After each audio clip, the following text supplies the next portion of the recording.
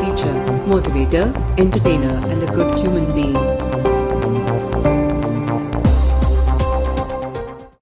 नमस्कार, मैं अवधेश मसीहा मैथ्स में आप लोगों को स्वागत करता हूँ।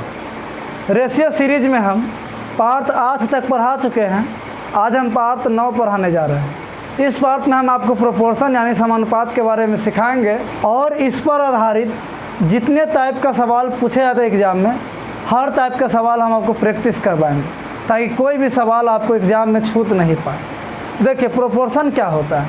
प्रोपोर्शन मतलब होता है जब दो अनुपात बराबर होते हैं ना, तो उसे समानुपात यानी प्रोपोर्शन कहते हैं। जैसे 5/10 बराबर है 6/12।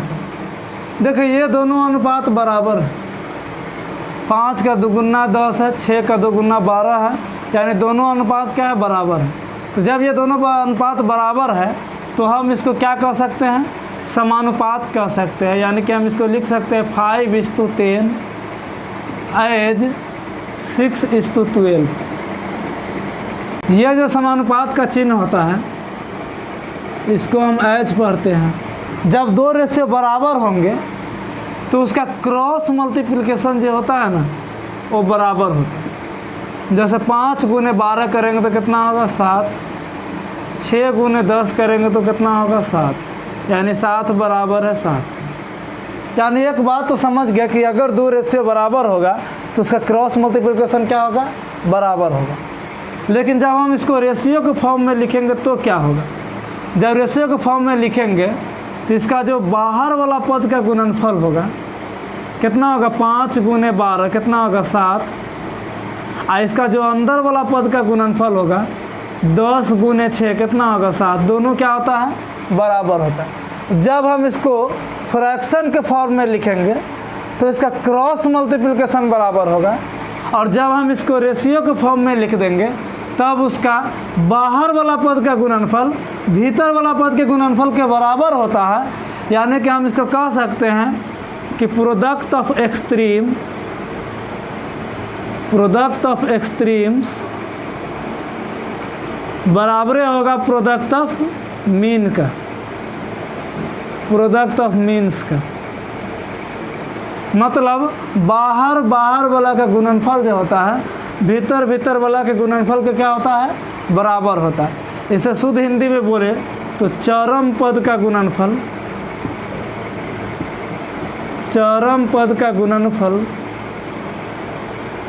बराबर होता है मध्य पद का गुणनफल।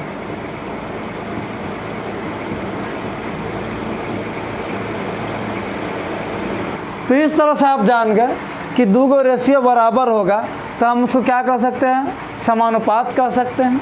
उसको हम रेशियो के फॉर्म में इस प्रकार लिख सकते हैं। और जब इसको हम फ्रैक्शन फॉर्म में लिखेंगे तो उसका क्रॉस मल्टीप्लिकेशन बराबर होगा, और जब रेशियो के फॉर्म में लिख देंगे तो बाहर वाला का गुणनफल जो होगा भीतर वाला के गुणनफल का बराबर होगा। इस पर आधारित कुछ क्वेश्चन पहले हम आपको प्रैक्टिस करवा देते हैं।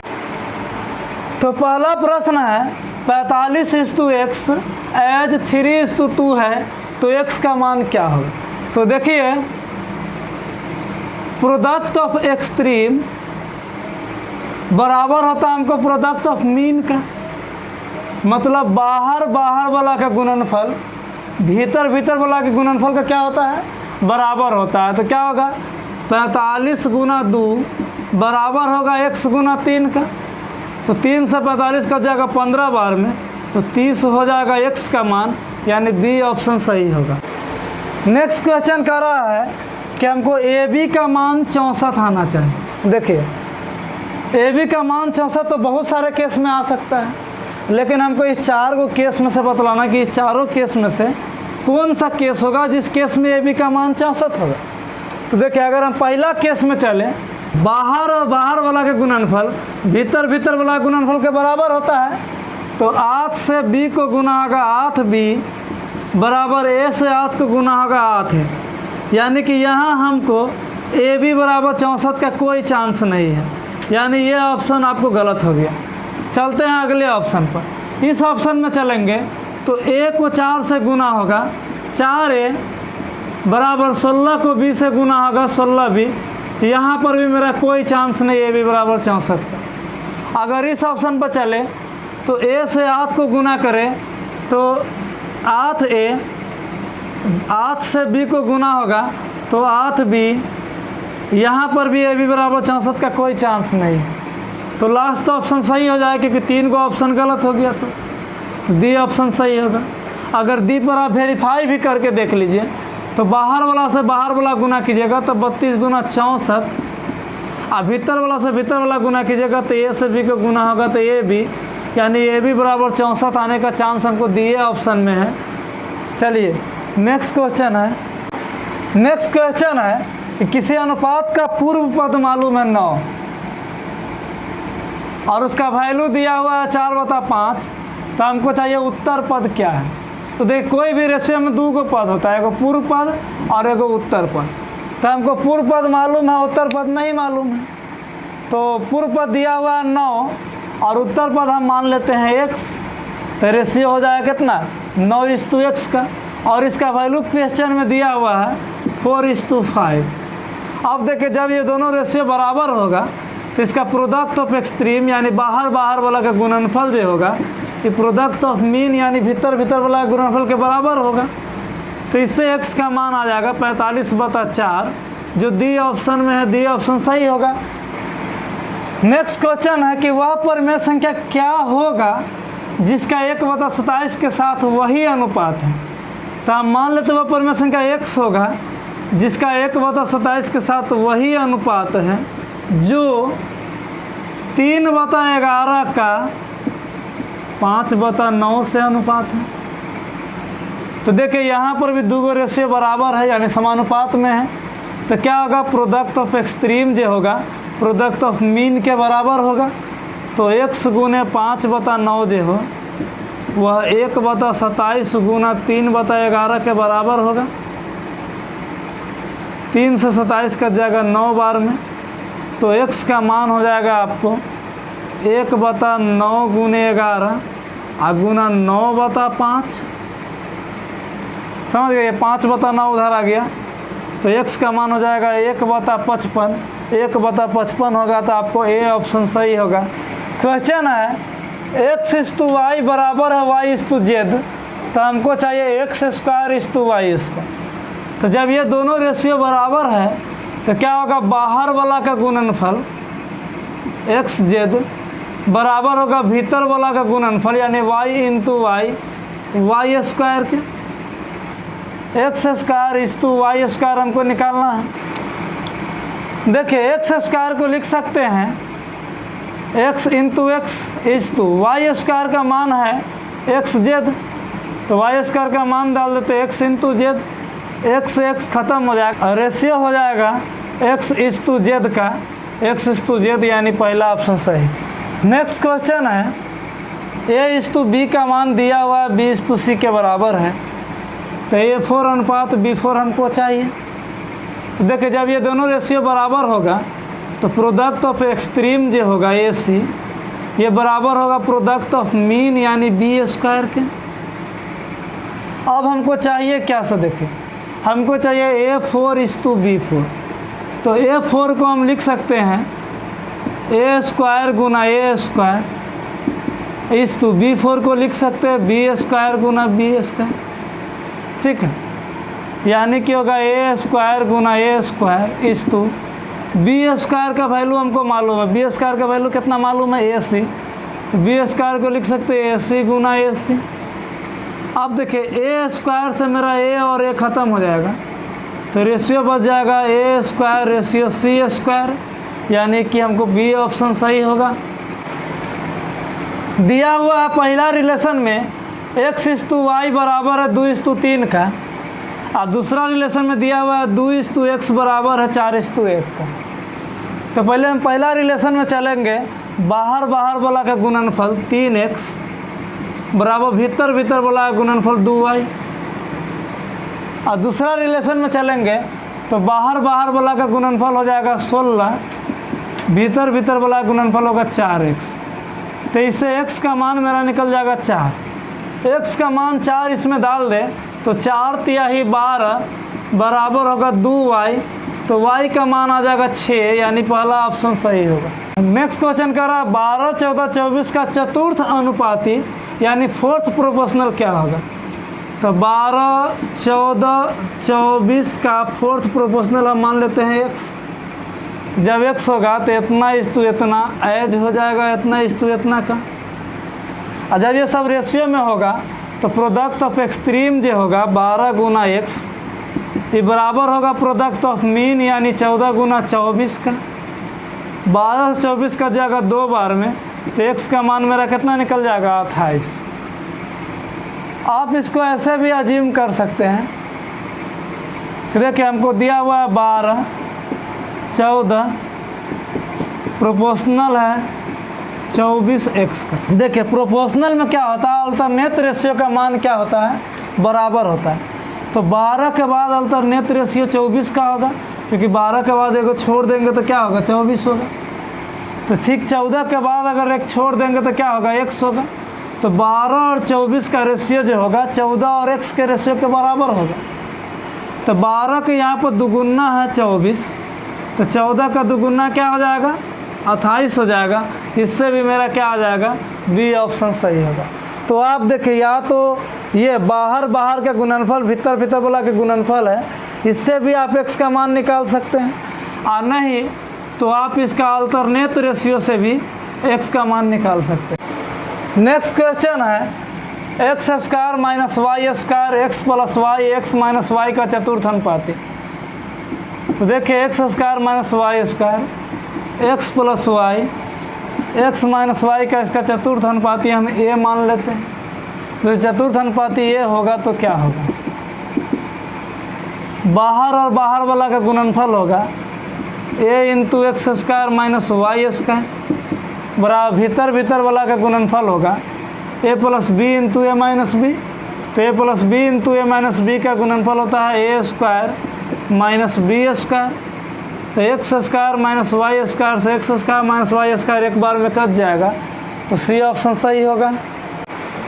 चलिए अब हम आपको पढ़ाना चाहते हैं तृतीय अनुपाती क्या होता है, माध्य अनुपाती क्या होता है। तो ये सब निकालने से पहले सबसे पहले आपको ये जानना पड़ेगा कि ये सतत अनुपात यानी कंटिन्यूड प्रोपोर्शनल क्या होता है। तो कंटिन्यूड प्रोपोर्शनल में क्या होता है सो देखिए, अगर हमको दे दे ए बी सी सतत अनुपात में है तब क्या होगा सो देखिए, जब सतत अनुपात में होता है तो ए बता बी जो होता है ये बराबर होता है बी बता सी का। यानी कि हम इसको लिख सकते हैं ए इस टू बी बराबर होगा बी इस टू सी के। अगर इसी तरह से आपको दे दे ए बी सी डी सतत अनुपात में है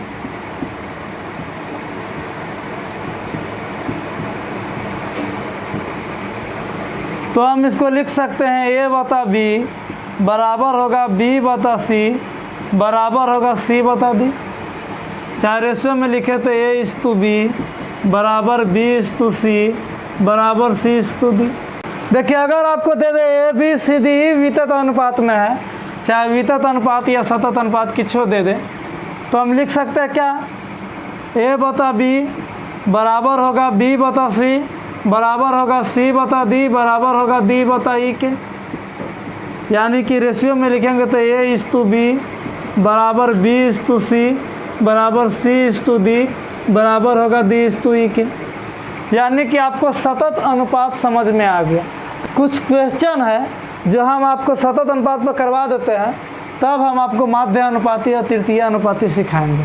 सवाल में दिया हुआ है ए बी सी डी सतत अनुपात यानी कंटिन्यूड प्रोपोर्शन में है, तो और ए इस टू डी हमको 8:27 दिया हुआ है, तो ए इस टू बी का मान चाहिए। तो जब ये कंटिन्यू प्रोपोर्शन में होगा तो हमको ए इस टू बी फिर बी इस टू सी और सी इस टू डी सब का मान क्या होगा, बराबर होगा। और सवाल में कह रहा है आगे कि हमको ए इस टू डी का मान दिया हुआ है। हम ऐसा पिछले वीडियो में पढ़ाए थे कि अगर हमको इस सब रेशियो से ए इस टू डी निकालना होगा तो इन सब रेशियो का कंपाउंड रेशियो करना होगा, क्योंकि जब कंपाउंड रेशियो करेंगे तो बी से बी कट जाएगा, सी से सी कट जाएगा और ए इस टू डी निकल जाएगा। तो इस सब रेशियो कंपाउंड रेशियो करेंगे तो इस सब रेशियो का मान हम मान लेते हैं x है। क्योंकि सब रेशियो सतत अनुपात में दिया हुआ है, इसका मतलब सब रेशियो बराबर होगा। तो हम मान लेते हैं सब रेशियो का मान कितना है, x है। तो जब इसका कंपाउंड रेशियो निकालेंगे तो हो जाएगा x इंटू एक्स यानी x3। और क्वेश्चन में इसका वैल्यू दिया हुआ है 8:27। तो इससे x का मान मेरा निकल जाएगा 2:3। और जब x का मान निकल गया तो हमको a:b पूछ रहा है, यानी a:b का मान भी तो x से था और x का मान कितना आ चुका है 2:3, यानी कि मेरा हो जाएगा बी ऑप्शन सही। तो नेक्स्ट क्वेश्चन कर रहा है ABCD वितत अनुपात में है, यानी कंटिन्यूट प्रोपोर्शन में है और A:E मालूम है तो B:D चाहिए। तो जब ये कंटिन्यू अनुपात में होगा तो क्या होगा, A:B, B:C, C:D और D:E सब का मान बराबर होगा। तो हम सब का मान लेते हैं x के बराबर है और हमको कह रहा है A:E 1:81 है, A:E का मान दिया हुआ है। तो देखो A:E निकालने के लिए क्या करना होगा, इन सारे रेशियो का कंपाउंड रेशियो निकालना होगा। और कंपाउंड रेशियो पिछला वीडियो में हम सिखाए हुए हैं, जिसको नहीं समझ में आता पिछला वीडियो देख लीजिएगा। तो जब हम कंपाउंड रेशियो निकालेंगे तो B से B खत्म, C से C खत्म, D से D खत्म हो जाएगा और A:E निकल जाएगा। तो जब A:E निकलेगा तो x गुना x गुना x गुना x कितना हो जाएगा, x⁴। और देखो क्वेश्चन में दिया हुआ है A:E कितना है 1:81। तो x⁴ का मान जब मालूम है तो x का मान कितना हो जाएगा इससे 1:3, क्योंकि 1:3 का 4 पावर करेंगे तो 1:81 आ जाएगा। तो इस तरह से मेरा x का मान निकल गया।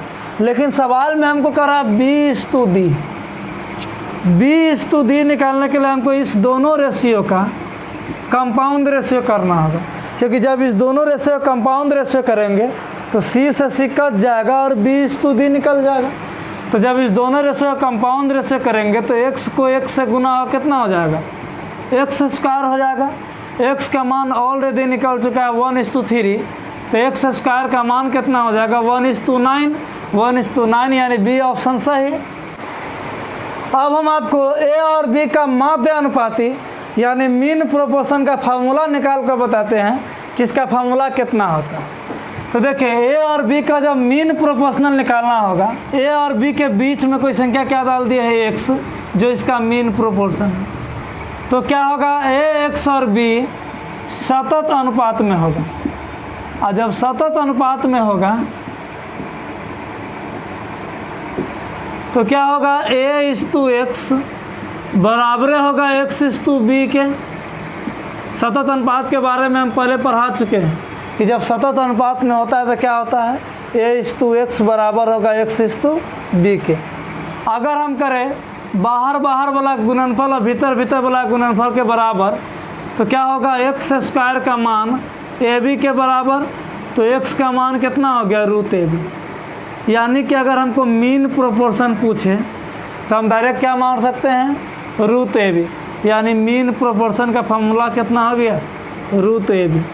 तो अब कोई भी सवाल दे देगा दो संख्या के बीच का मीन प्रोपोर्शन निकालना, तो डायरेक्ट हम उसको गुणनफल करके वर्गमूल कर देंगे, मीन प्रोपोर्शन निकल जाएगा। चलिए अब हम तृतीय प्रोपोर्शन का भी फार्मूला निकाल देते हैं, यानी A और B का तृतीय प्रोपोर्शन निकालना सिखाते हैं।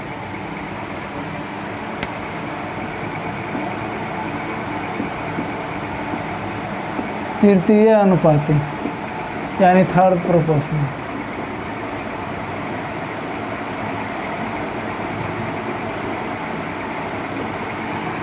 तो अगर हमको A और B का तृतीय अनुपाती पूछेगा तो हम क्या करेंगे, मान लेते हैं कि A और B का तृतीय अनुपाती x है। तो अगर A और B का तृतीय अनुपाती x होगा तो A, B और x क्या होगा सतत अनुपात में हो जाएगा।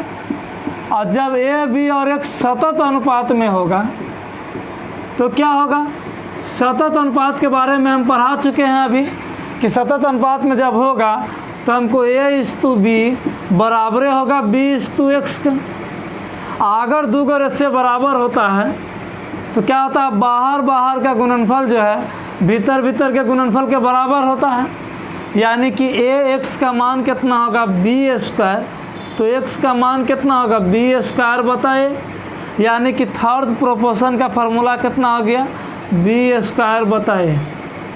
तो जब भी सवाल में हमको थर्ड प्रोपोर्शनल पूछेगा तो बी स्क्वायर बता ए के फार्मूला बैठा देंगे। तो अब हमको ए और बी का मीन प्रोपोर्शन और ए और बी का थर्ड प्रोपोर्शन पर आधारित क्वेश्चन बन जाना चाहिए। हम 2-4 क्वेश्चन आपको प्रैक्टिस करवाते हैं, कुछ ऐसे भी क्वेश्चन हम प्रैक्टिस करवाएंगे जिसमें थर्ड प्रोपोर्शन और मीन प्रोपोर्शन दोनों एक साथ दिया गया। क्वेश्चन कर रहा है 1.2 तथा 1.8 का तृतीय समानुपाती। तो थर्ड प्रोपोर्शन का फॉर्मूला होता है बी स्क्वायर बता ए। तो बी स्क्वायर का वैल्यू होगा 1.8 गुना 1.8 बता ए का वैल्यू होगा 1.2। 6 से कट जाएगा 3 बार में, 6 से कट जाएगा 2 बार में, 2 से कटेगा 0.9 बार में, तो 9 तिया 27 यानी 2.7 में रहेगा रिजल्ट। पहला ऑप्शन सही होगा। तो नेक्स्ट क्वेश्चन है 3.6 और 0.9 का मध्य समानुपाती यानी मीन प्रोपोर्शन निकालना। मीन प्रोपोर्शन का फॉर्मूला अभी हम पढ़ाए हैं, रूट अंदर ए बी होता है, यानी रूट अंदर 3.6 गुना 0.9, 36 का स्क्वायर रूट 6 होता है और 9 का स्क्वायर रूट 3 होता है, यानी कि इसका टोटल का स्क्वायर रूट होगा 18। और यहाँ पर 2 अंक के बाद दशमलव है, 1 और 1 2 अंक के बाद दशमलव है, तो जब इसका स्क्वायर रूट आएगा तो उसमें 1 अंक के बाद दशमलव होगा, यानी कि 1.8 होगा। तो बी ऑप्शन सही होगा। क्वेश्चन कर रहा है a square minus b square और ए माइनस बी का तृतीय अनुपातिक, यानी थर्ड प्रोपोर्शन का फॉर्मूला हम पढ़ाए हैं बी स्क्वायर बता ए, यानी कि ए माइनस बी का होल स्क्वायर अब बता ए, यानी ए का मान होगा a square minus b square. तो ये हो जाएगा आपको ए minus B into a minus B, और नीचे वाला ए स्क्वायर माइनस बी स्क्वायर का फॉर्मूला होता है ए plus b into a minus B. A minus B से ए माइनस बी एगो तो हम कट जाएगा और रिजल्ट आएगा ए माइनस बी बता ए प्लस बी, यानी सी ऑप्शन सही होगा। क्वेश्चन कर रहा है x माइनस 2 और x माइनस 3 का मीन प्रोपोर्शनल x। तो मीन प्रोपोर्शनल का जो वैल्यू होता है, यानी x का जो वैल्यू होगा वो रूट अंदर ए बी के बराबर होगा, यानी कि a इंटू बी के बराबर होगा। दोनों तरफ अगर हम स्क्वायर कर दें तो क्या होगा एक्स स्क्वायर बराबर इधर का रूट ख़त्म हो जाएगा, इस दोनों ब्रैकेट को हम तोड़ेंगे तो एक्स स्क्वायर माइनस 3 2 5 एक्स और प्लस 6 हो जाएगा। तो आपको एक्स स्क्वायर से एक्स स्क्वायर कैंसिल हो जाएगा और 5x का मान 6 आएगा, तो x का मान आएगा 6 बटा 5, यानी सी ऑप्शन सही होगा। क्वेश्चन कर रहा है 6 + 3 रूट 3 और 8 - 4 रूट 3 का मीन प्रोपोर्शनल पूछ रहा है। तो मीन प्रोपोर्शनल बराबर होगा रूट अंदर दोनों का प्रोडक्शन, तो दोनों का प्रोडक्शन करेंगे हम, तो 6 गुना 8 कितना होगा 48, 6 से 4 रूट 3 को गुना होगा तो -24 रूट 3, 3 रूट 3 से 8 को गुना होगा तो +24 रूट 3,